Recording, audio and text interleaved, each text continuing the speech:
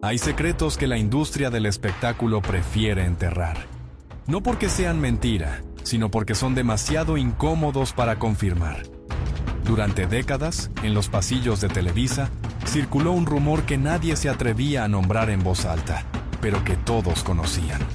Un catálogo, una lista, un sistema donde ciertas mujeres jóvenes no solo eran evaluadas por su talento, sino clasificadas, medidas y ofrecidas como parte de un negocio paralelo, que nunca apareció en los contratos oficiales. Esto no es una teoría de conspiración, es el fantasma que persigue a toda una generación de artistas. Las que hablaron fueron ignoradas, las que callaron cargaron con el peso. Y las que se negaron descubrieron que en esa televisión había puertas que solo se abrían con un precio específico. Hoy, casi 3 décadas después de que Siempre en Domingo dominara los hogares mexicanos, los testimonios siguen apareciendo. Fragmentados, cuidadosos, pero insistentes. Historias que se repiten, con distintas voces, pero que apuntan siempre al mismo lugar. Un sistema protegido por el silencio, sostenido por el miedo y operado por hombres que sabían exactamente qué estaban haciendo. Este no es un video para destruir leyendas, es un video para entender cómo se construyeron. Porque detrás del aplauso, detrás de las luces, detrás de las carreras que parecían mágicas, había decisiones que no tenían nada que ver con el talento. Decisiones que se tomaban en oficinas cerradas, en reuniones privadas, en cenas donde el menú incluía algo más que comida. Y en el centro de todo ese engranaje siempre aparecía el mismo nombre: Raúl Velasco. No siempre como autor directo, no siempre como el que pedía, pero sí como el que sabía, el que autorizaba, el que permitía. Porque en un sistema así, el silencio no es neutralidad, es complicidad. Durante años, Televisa negó la existencia de cualquier red organizada. Y justamente por eso el tema se volvió un fantasma imposible de matar. Porque cuando algo se niega con tanta fuerza institucional, no desaparece, se hunde, se pudre. Y en esa podredumbre, los nombres se acumulan. Actrices que empezaron prometedoras y terminaron destruidas. Cantantes que rechazaron invitaciones y nunca volvieron a ser llamadas. Modelos que aceptaron y después tuvieron que cargar con el secreto. Cada historia es distinta, pero todas tienen algo en común: el miedo. El miedo a hablar, el miedo a perder, el miedo a que nadie les crea. Y ese miedo no era irracional, era estratégico. Porque el sistema no solo controlaba las oportunidades, controlaba la narrativa. Si alguien se atrevía a denunciar, la máquina respondía con desprestigio, con rumores, con versiones alternativas que convertían a la víctima en culpable. Así funciona el poder cuando se vuelve absoluto. No necesita gritar, solo necesita que nadie más hable. Y durante décadas, nadie habló lo suficientemente fuerte. Pero los silencios también tienen límites. Y cuando un imperio se derrumba, las grietas empiezan a mostrar lo que siempre estuvo ahí.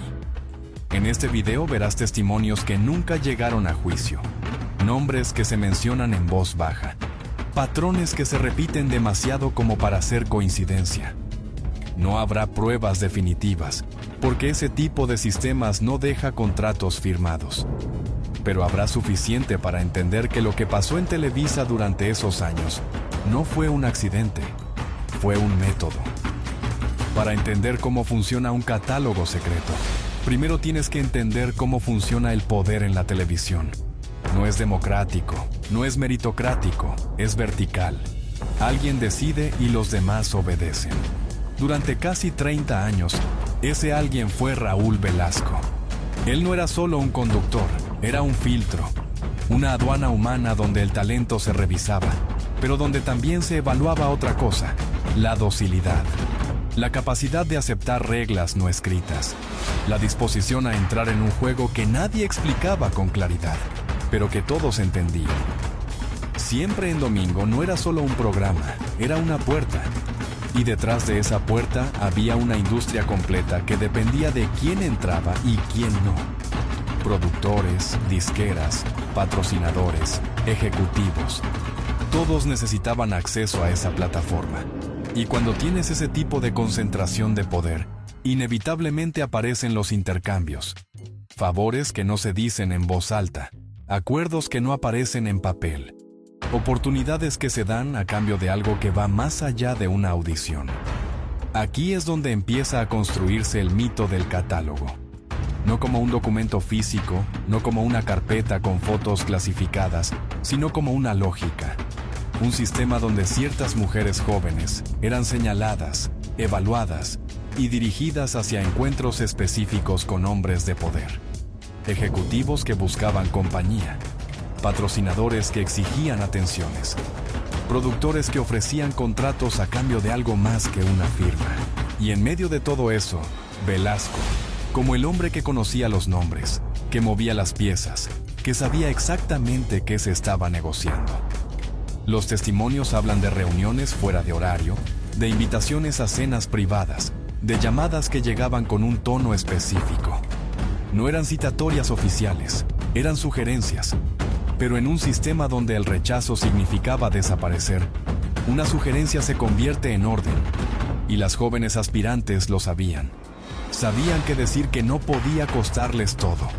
Sabían que preguntar demasiado las marcaba como problemáticas. Sabían que el silencio era parte del precio. Hubo quienes hablaron años después, cuando ya no tenían nada que perder. Mencionaron nombres sin atreverse a dar detalles completos. Hablaron de presiones sutiles, de miradas que decían más que las palabras, de representantes que les advertían: si quieres llegar, tienes que ser inteligente. Y ser inteligente en ese contexto significaba aceptar que el cuerpo también era parte del currículo. Televisa siempre negó la existencia de cualquier red organizada. Y técnicamente tenían razón, porque este tipo de sistemas no necesitan organización formal. Funcionan por costumbre, por cultura, por la repetición de un patrón que se normaliza hasta volverse invisible. Nadie firma un contrato que diga: a cambio de esta oportunidad, deberás asistir a una reunión privada. Pero todos entienden el código. El representante que insiste, el productor que pregunta si estás disponible el viernes, el ejecutivo que menciona casualmente que le gustaría conocerte mejor. Y detrás de cada una de esas frases, una amenaza implícita. Si no aceptas, hay otras que sí lo harán. El catálogo no era una lista física, era una mentalidad. La certeza de que había un inventario humano disponible para quienes tuvieran el poder suficiente para acceder a él. Y Raúl Velasco, en ese sistema, no era solo un participante, era el guardián. El que autorizaba quién podía entrar y quién no. El que sabía qué chica estaba siendo dirigida hacia qué ejecutivo. El que permitía que esa maquinaria siguiera funcionando sin que nadie hiciera preguntas incómodas. Cuando un sistema así existe, no solo daña a las víctimas directas, contamina todo. Porque cada artista que ve como una compañera asciende sin talento aparente, empieza a sospechar. Cada productor que nota favoritismos inexplicables, aprende a replicar el modelo. Cada ejecutivo que descubre que puede pedir más allá de lo profesional, entiende que el sistema lo protegerá. Y así se construye una cultura donde el abuso no es la excepción, es el método. Durante los años 80 y 90, Televisa era una maquinaria imparable. Producía estrellas, definía tendencias, controlaba la narrativa del país. Pero dentro de esa maquinaria había engranajes ocultos que movían carreras de formas que el público nunca vio. Chicas que llegaban con talento real y terminaban en situaciones que nunca imaginaron. Audiciones que se convertían en pruebas de otra naturaleza. Contratos que incluían cláusulas no escritas sobre disponibilidad y discreción. Y en el centro de todo, siempre la misma pregunta: ¿hasta dónde estás dispuesta a llegar? Los testimonios fragmentados que han surgido con los años hablan de un patrón repetido. Primero llegaba la oportunidad, una llamada, una audición, una invitación a un programa importante. Después venía la evaluación, no solo del talento, también de la apariencia, de la actitud, de la disposición a complacer. Y finalmente, la prueba real, una cena con un ejecutivo, una reunión privada con un patrocinador, un viaje a algún lugar donde las cámaras no llegaban. Y ahí, en esos espacios sin testigos, se definía el verdadero futuro. Si aceptabas, las puertas se abrían. Si te negabas, el teléfono dejaba de sonar. Algunas mujeres que vivieron esa época han hablado de forma velada.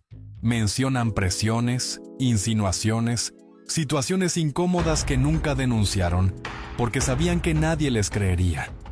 Otras han guardado silencio absoluto, protegiendo sus carreras incluso décadas después. Y unas pocas se atrevieron a decir que no y pagaron el precio. Carreras truncadas sin explicación. Vetos que nunca se formalizaron pero que todos conocían. Nombres que desaparecieron de la televisión como si nunca hubieran existido. Y nadie preguntaba por qué. Porque en un sistema así, preguntar también tiene consecuencias. El papel de Raúl Velasco en esta estructura es complejo. No hay evidencia de que él personalmente haya sido el autor de abusos directos, pero sí hay suficientes indicios de que conocía, permitía y facilitaba. Su poder absoluto sobre Siempre en Domingo lo convertía en el intermediario perfecto. Él decidía quién aparecía en pantalla. Él controlaba los tiempos, las oportunidades, las segundas oportunidades, y esa capacidad de decisión lo colocaba en el centro de cualquier negociación. Si un ejecutivo quería conocer a cierta artista, Velasco podía hacer que eso ocurriera. Si un patrocinador pedía acceso a ciertas figuras, Velasco tenía los contactos. Si alguien necesitaba silencio sobre algo incómodo, Velasco sabía cómo asegurarlo. No necesitaba estar presente en cada situación. Solo necesitaba mantener el sistema funcionando. Y eso lo hizo durante casi 30 años, sin que nadie lo cuestionara públicamente. Porque cuestionar a Velasco era cuestionar a Televisa. Y cuestionar a Televisa era quedar fuera de la industria. Hay nombres que circulan en voz baja cuando se habla del catálogo.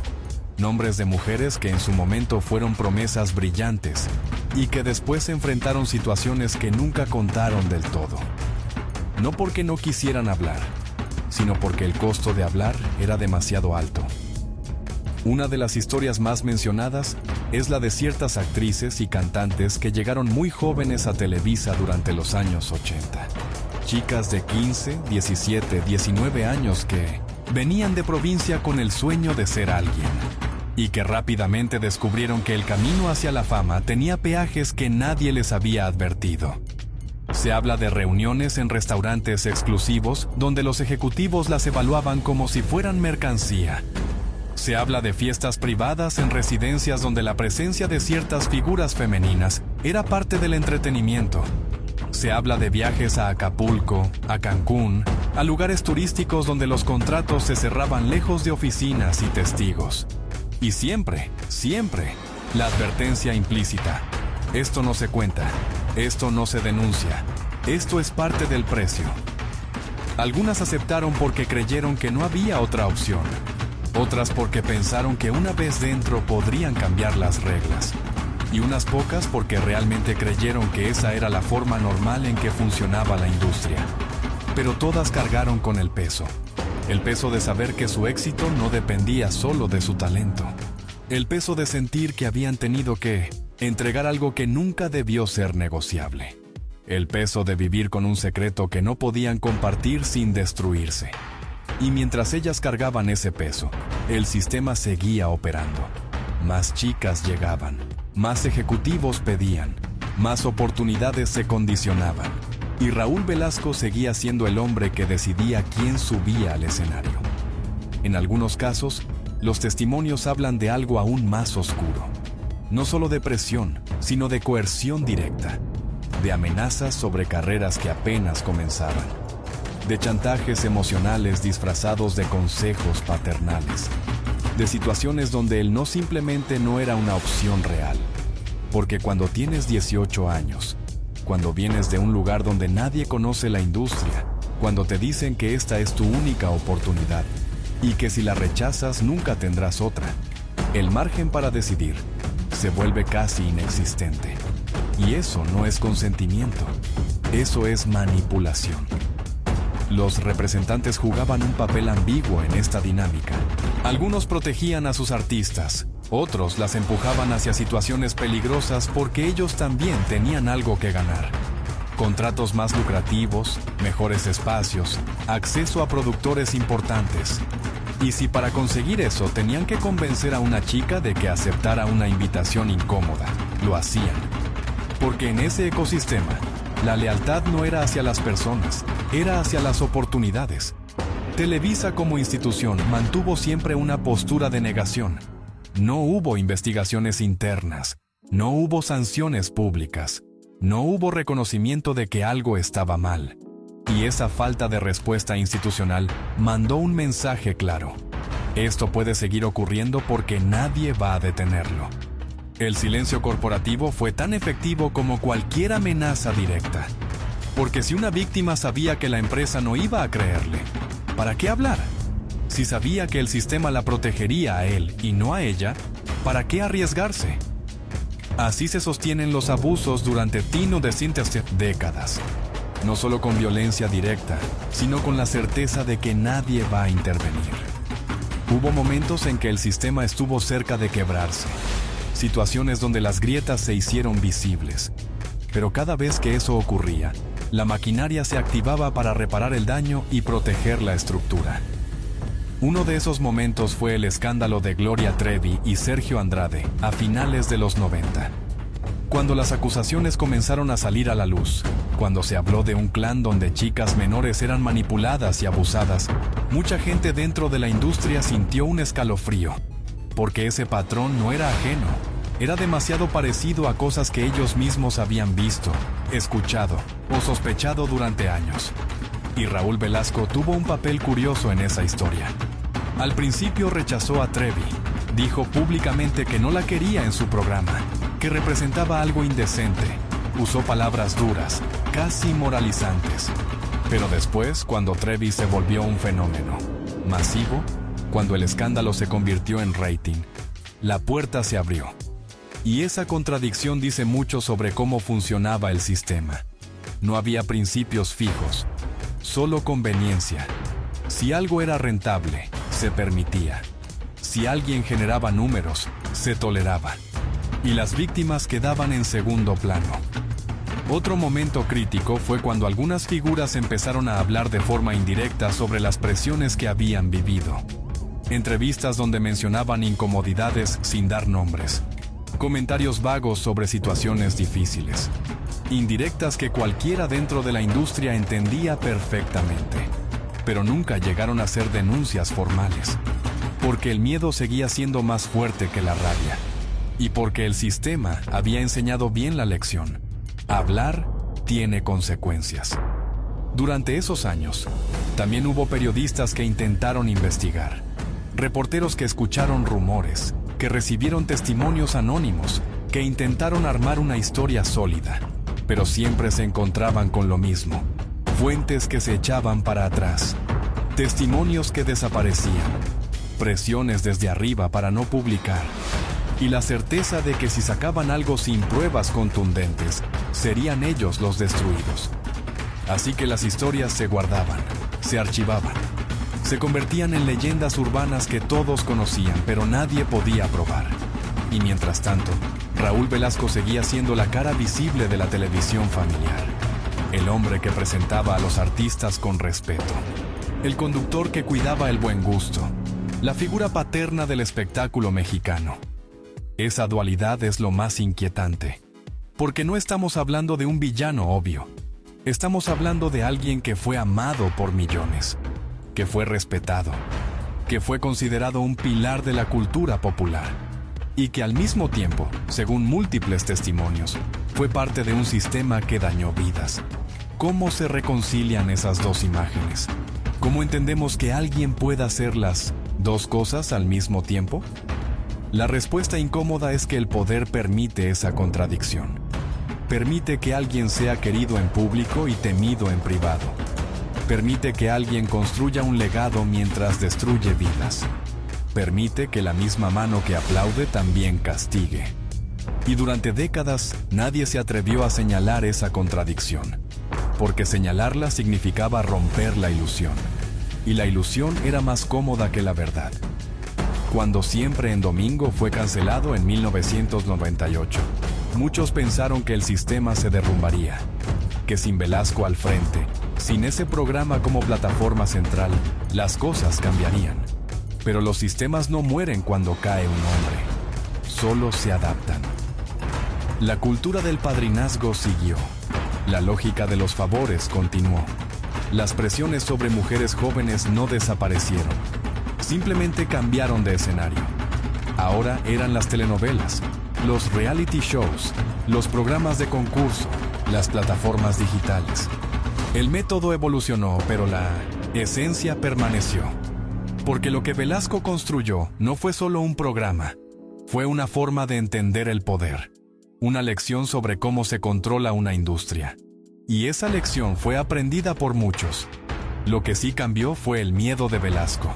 Ya sin el escudo del programa, ya sin el respaldo institucional que lo hacía intocable, empezó a experimentar algo que nunca había vivido: vulnerabilidad.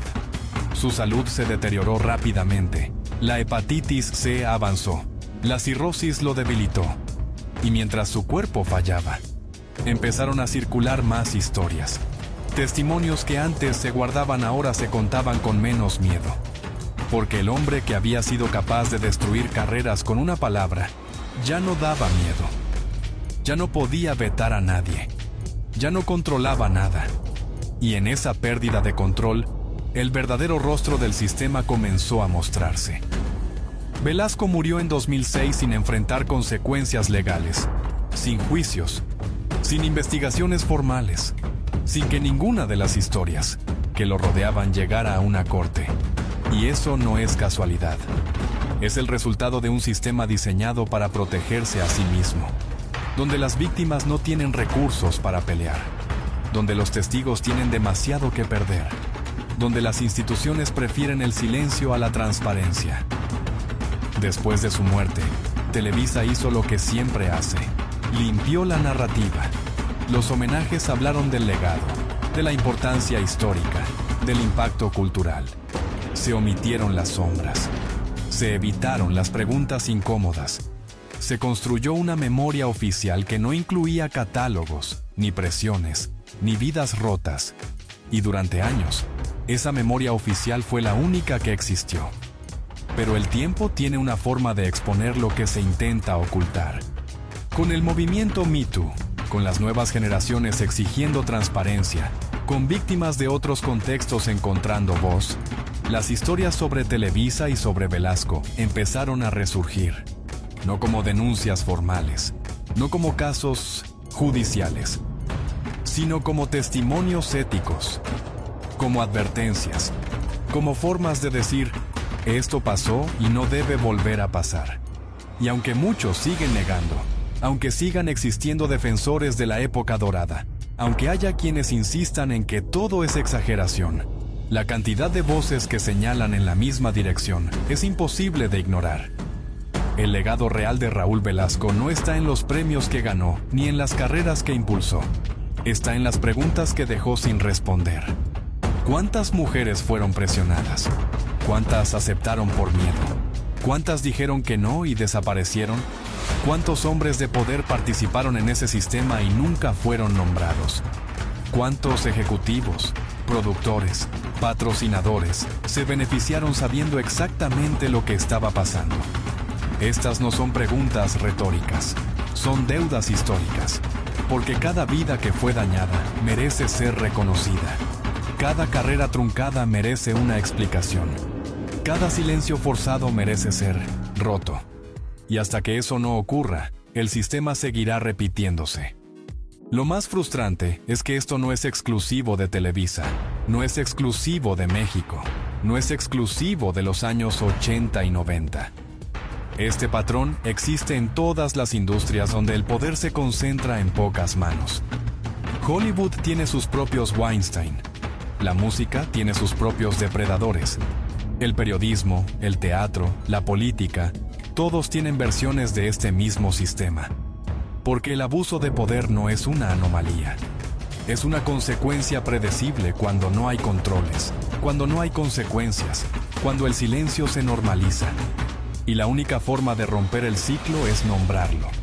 No para destruir legados, sino para entenderlos completos. No para cancelar el pasado, sino para no repetirlo. No para venganza, sino para justicia. Raúl Velasco fue un hombre de su época, sí, pero su época también está llena de víctimas.